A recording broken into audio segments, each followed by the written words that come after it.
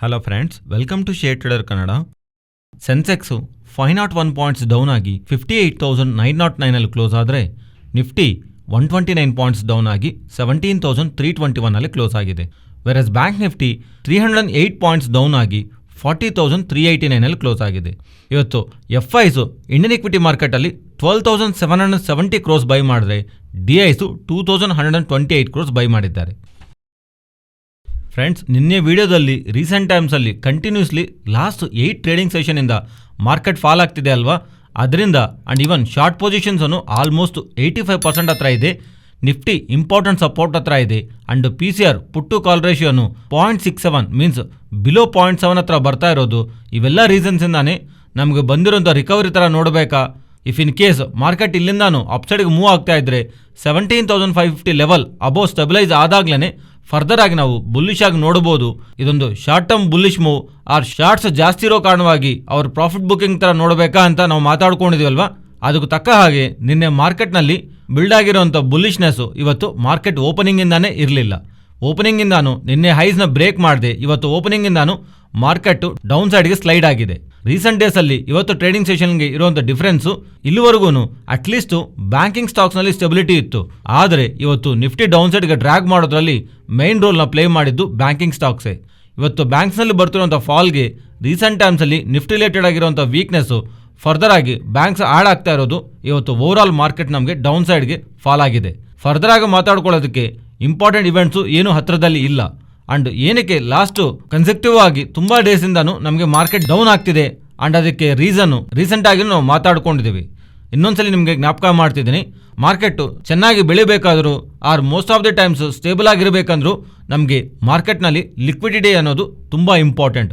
ಆ ಲಿಕ್ವಿಡಿಟಿನ ಡಿಸ್ಟರ್ಬ್ ಮಾಡದೇ ಥರ ಮೆಜರ್ಸ್ ಇದ್ರೂ ಮೀನ್ಸ್ ಲಿಕ್ವಿಡಿಟಿ ರಿಲೇಟೆಡ್ ಆಗಿ ನೆಗೆಟಿವ್ ಆಗಿ ಯಾವ ಅಪ್ಡೇಟ್ಸ್ ಬಂದಿಲ್ಲ ಅಂದರೆ ಮಾರ್ಕೆಟ್ ಸ್ಟೇಬಲ್ ಆಗತ್ತೆ. ಆದರೆ ಕಾನ್ಸ್ಟೆಂಟ್ ಆಗಿ ಫೆಡ್ ಅವರು ಬಡ್ಡಿ ರೇಟ್ಗಳನ್ನ ಜಾಸ್ತಿ ಮಾಡ್ತಾ ಅದಕ್ಕೆ ತಕ್ಕ ಹಾಗೆ ಎಕಾನಮಿಕ್ ಡೇಟಾನು ತುಂಬ ಸ್ಟ್ರಾಂಗ್ ಆಗಿ ಬರ್ತಾ ಇರೋದು. ಫೆಡ್ ಅವರು ಜಾಸ್ತಿ ಮಾಡಬೇಕಾಗಿರೋಕಂದ್ರೂ ಇನ್ನೂ ಜಾಸ್ತಿ ಮಾಡ್ತಿದ್ದಾರೆ. ತುಂಬ ಟೈಮ್ ಬ್ಯಾಕು 5% ಹತ್ರನೇ ಸ್ಟಾಪ್ ಆಗೋಗುತ್ತೆ ಟರ್ಮಿನಲ್ ಬಡ್ಡಿ ರೇಟ್ಗಳನ್ನ ಜಾಸ್ತಿ ಮಾಡೋದಂತ ಅಂದ್ಕೊಂಡಿದ್ರು. ಆದರೆ ಅದಾದಮೇಲೆ ಅದು 5.45 ಹೋಗಿದೆ. ರೀಸೆಂಟ್ ಟೈಮ್ಸಲ್ಲಿ 5.7 5.8ವರೆಗೂ ಫೆಡ್ ಅವರು ಬಡ್ಡಿ ರೇಟ್ಗಳನ್ನ ಜಾಸ್ತಿ ಮಾಡ್ತಾರ ಅನ್ನೋವಂಥ ಭಯನೂ ಮಾರ್ಕೆಟ್ನಲ್ಲಿ ಲಿಕ್ವಿಡಿಟಿನ ಡಿಸ್ಟರ್ಬ್ ಮಾಡ್ತಿದೆ. ಯಾವ ಹಣ ಆದರೆ ಮಾರ್ಕೆಟ್ನಲ್ಲಿ ಫ್ಲೋ ಇರುತ್ತೋ ಆ ಫ್ಲೋನ ಈ ಅಪ್ಡೇಟ್ಸು ಡಿಸ್ಟರ್ಬ್ ಮಾಡ್ತಿದೆ. ಅದರಿಂದ ಎಫ್ಐಸು ಕಾನ್ಸ್ಟೆಂಟ್ ಆಗಿ ಸೆಲ್ಲಿಂಗ್ ಈಕ್ವಿಟಿ ಮಾರ್ಕೆಟ್ಸಲ್ಲಿ ಕಾಣಿಸ್ತಾ ಇದೆ. ಎಫ್ಐಸು ಕಾನ್ಸ್ಟೆಂಟ್ ಆಗಿ ಸೆಲ್ ಮಾಡಿದಾಗ ಒಂದು ಟೈಮಲ್ಲಿ ರಿಟೇಲರ್ಸು ಸಪೋರ್ಟ್ ಮಾಡಿದ್ರು. ಡೈರೆಕ್ಟಾಗಿ ಆರ್ ಇಂಡೈರೆಕ್ಟ್ ಆಗಿ ಮ್ಯೂಚುವಲ್ ಫಂಡ್ಸ್ ಮೂಲಕ ಆದರೂ ಅವ್ರು ಸಪೋರ್ಟ್ ಮಾಡ್ತಿದ್ರು. ಆದರೆ ಅವರಿಂದನೂ ಮಾರ್ಕೆಟ್ ದೊಡ್ಡದಾಗಿ ಮೂವ್ ಆಗದೇ ಇರೋ ಕಾರಣವಾಗಿ ಅವರಿಂದನೂ ಇಂಟ್ರೆಸ್ಟ್ ಕಮ್ಮಿ ಆಗ್ತಿರೋ ಕಾರಣವಾಗಿ ರೀಸೆಂಟ್ ಟೈಮ್ಸಲ್ಲಿ ಮಾರ್ಕೆಟು ಸ್ವಲ್ಪ ಎಫ್ಐ ಸೆಲ್ಲಿಂಗ್ಗೆ ಇಂಪ್ಯಾಕ್ಟ್ ಆಗ್ತಿದೆ ಡೌನ್ ಸೈಡ್ಗೆ. ಇದು ಇಂಟರ್ನ್ಯಾಷನಲ್ ಇರುವಂಥ ಲಿಕ್ವಿಡಿಟಿ ಇಶ್ಯೂ. ಇದಕ್ಕೆ ಅಡಿಷನಲ್ ಆಗಿ ಎಲಿನಿನೋಸ್ ಒಂದು impact heat wave impact Indian monsoon ಮೇಲೆ ಇದೆ. ಇದು ಅಗ್ರಿಕಲ್ಚರ್ ಆ್ಯಂಡ್ ರೂರಲ್ ಎಕಾನಮಿನ ಇಂಪ್ಯಾಕ್ಟ್ ಮಾಡತ್ತೆ ಅಂತ ಒಂದು ಭಯನೂ ಓವರ್ ಮಾರ್ಕೆಟ್ ರಿಲೇಟೆಡ್ ಆಗಿ ಸೆಲ್ಲಿಂಗ್ ಪ್ರೆಷರ್ನ ರೀಸೆಂಟ್ ಟೈಮ್ಸಲ್ಲಿ ಕ್ರಿಯೇಟ್ ಮಾಡ್ತಿದೆ. ಮೋಸ್ಟ್ಲಿ ಈ ರೀಸೆಂಟ್ ಟೈಮ್ಸಲ್ಲಿ ಫಾಲ್ ಆಗ್ತಾ ಇರೋದಕ್ಕೆ ಅಪ್ಕಮಿಂಗ್ ಟೈಮ್ಸಲ್ಲಿರುವಂಥ ಮಾರ್ಕೆಟ್ ವೀಕ್ನೆಸ್ಗೆ ಲಿಕ್ವಿಡಿಟಿನ ಇಂಪ್ಯಾಕ್ಟ್ ಮಾಡ್ತಿರೋಂಥ Fed fear and strong economic data, ಇದರ ಜೊತೆಗೆ ಮಾನ್ಸೂನ್ ಇಂಪ್ಯಾಕ್ಟು, ಹೀಟ್ ವೇವ್ ಒಂದು ಅಪ್ಡೇಟ್ಸ್, ಇವೆಲ್ಲನೂ ಓವರ್ ರೀಸೆಂಟ್ ಟೈಮ್ಸಲ್ಲಿ ಮಾರ್ಕೆಟ್ ಸೆಲ್ಲಿಂಗ್ ಪ್ರೆಷರ್ನಲ್ಲಿ ಕಾಣಿಸ್ತಾ ಇರುವಂಥ main reasons. And Nifty related ಆಗಿ ರೀಸೆಂಟ್ ಟೈಮ್ಸಲ್ಲಿರುವಂಥ ಸೆಲ್ಲಿಂಗ್ ಪ್ರೆಷರ್ ಆದಮೇಲೆ ಒಂದು ಚಿಕ್ಕ ರಿಕವರಿ ಕಾಣಿಸಿದೆ ಅಲ್ಲ ನಿನ್ನೆ. ಅಗೈನು ಡೌನ್ ಸೈಡ್ಗೆ ಏನಾದರೂ Nifty if in case market fall ಆಗ್ತಾ ರೀಸೆಂಟ್ ಟೈಮ್ಸಲ್ಲಿ ತಗೊಂಡಿರೋಂಥ ಸಪೋರ್ಟ್ 17,250 ಹತ್ರ ಮಾರ್ಕೆಟ್ ಸ್ಟೇಬಲ್ ಆಗದೆ ಡೌನ್ ಸೈಡ್ ಏನಾದರೂ ಮೂವ್ ಆದರೆ ದೆನ್ 17,250 ಬ್ರೇಕ್ ಮಾಡಿದ್ರೆ ದೆನ್ ಫರ್ದರ್ ಆಗೇನು ನಿಫ್ಟಿ ರಿಲೇಟೆಡ್ ಆಗಿ ಅಡಿಷನಲ್ ಸೆಲ್ಲಿಂಗ್ ಪ್ರೆಷರ್ನ ಕ್ರಿಯೇಟ್ ಮಾಡುತ್ತೆ.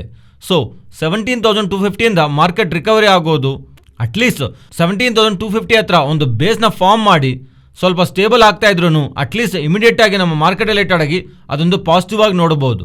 ಈ 17,250ನಲ್ಲಿ ಸ್ಟೇಬಲ್ ಆಗ್ತಾ ಇರೋದು ಆರ್ ಇಮಿಡಿಯೇಟ್ಲಿ ಅಪ್ಸೈಡ್ಗೆ ಮೂವ್ ಆಗಿ ಒನ್ ಡೇ ಅಪ್ಸೈಡ್ಗೆ ಹೋಗಿ ಅಗೈನ್ ಇಮಿಡಿಯೇಟ್ಲಿ 17,250 ಲೆವೆಲ್ಸ್ ಬಿಲೋ ಹೋಗ್ತಾ ಇರೋದು ಮಾರ್ಕೆಟ್ ಇದು ಫರ್ದರ್ ಆಗಿ ನೆಗೆಟಿವ್ ಕಾಣುತ್ತೆ. ಅದರಿಂದ 17,250 ಬಿಲೋ ಬುಲ್ಲಿಶ್ ಟ್ರೇಡ್ಸ್ ಆಕ್ಟಿವಿಟಿ ತಗೊಳ್ಳೋರು ಸ್ವಲ್ಪ ಹುಷಾರಾಗಿರಿ.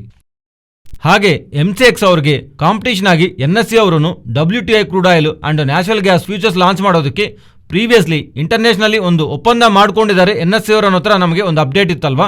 ಅದಕ್ಕೆ ಅನುಗುಣವಾಗಿ ಫಾಲೋಅಪ್ ಆಗಿ ಸೆಬಿ ಅವರಿಂದ ಇವರಿಗೆ ಅನುಮತಿ ಸಿಕ್ಕಿದೆ. WTI crude oil and natural gas futures related ಆಗಿ ಕಾಂಟ್ರಾಕ್ಟ್ಸ್ನ ರಿಲೀಸ್ ಮಾಡ್ಕೋಬಹುದು ಅನ್ನೋ ಥರ ಅಪ್ಕಮಿಂಗ್ ಟೈಮ್ಸಲ್ಲಿ ಈ crude oil natural gas related ಆಗಿ ಕಾಂಟ್ರಾಕ್ಟ್ಸ್ನ NSE ಅವರು ರಿಲೀಸ್ ಮಾಡಿದ ಮೇಲೆ ಅದರ ಇಂಪ್ಯಾಕ್ಟು MCX ಮೇಲೆ ಹೇಗಿರುತ್ತೆ ಅನ್ನೋ ನಾವು ಗಮನಿಸಬೇಕು. ಆ್ಯಕ್ಚುಲಿ ಈ ಅಪ್ಡೇಟ್ಸಿಂದಾನೆ MCX ಸ್ಟಾಕ್ ರಿಲೇಟೆಡ್ ಆಗಿ ಸ್ಟಾರ್ಟಿಂಗ್ ಸೆಷನಲ್ಲಿ ಸ್ವಲ್ಪ ವೋಲ್ಟಿಲಿಟಿ ಇದ್ರೂ ಎಂಡಿಂಗ್ನಲ್ಲಿ ಒಂದು 0.5% ನೆಗೆಟಿವ್ನಲ್ಲಿ MCX ಎಂಡ್ ಆಗಿದೆ.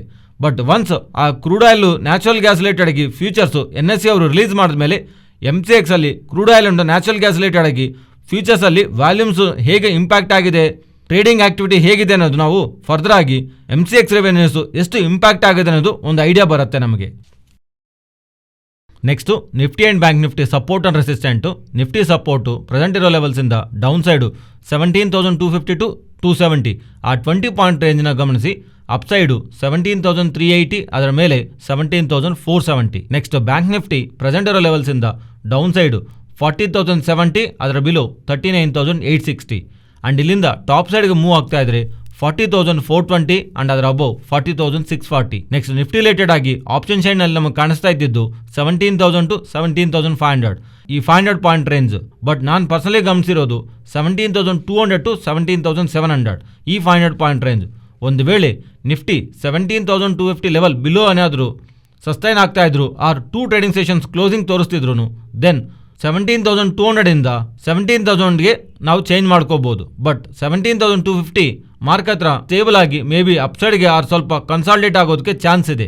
ಅದರಿಂದ ಕರೆಂಟ್ಲಿ ನಾನು 17,200 to 17,700 ಈ 500 ಪಾಯಿಂಟ್ ರೇಂಜ್ನೇ ಗಮನಿಸ್ತಾ ಇದ್ದೀನಿ. ಫ್ರೆಂಡ್ಸ್, ಈ ವಿಡಿಯೋದಲ್ಲಿ ನಾವು ಶೇರ್ ಮಾಡಿರೋಂಥ ಕಂಟೆಂಟ್ ವ್ಯಾಲ್ಯೂಬಲ್ ಆಗಿದ್ದರೆ ನಮ್ಮ ಚಾನಲ್ನ ಲೈಕ್ ಮಾಡಿ. ಆ್ಯಂಡ್ ನೀವೇನಾದರೂ ಟೆಲಿಗ್ರಾಮ್ನಲ್ಲಿ ಇಲ್ಲ ಅಂದರೆ ಟೆಲಿಗ್ರಾಮ್ ಆ್ಯಪ್ ಇನ್ಸ್ಟಾಲ್ ಮಾಡಿಕೊಂಡು ಶೇರ್ ಟ್ರೇಡರ್ ಕನ್ನಡ ಗ್ರೂಪಲ್ಲಿ ಜಾಯ್ನ್ ಆಗಿ.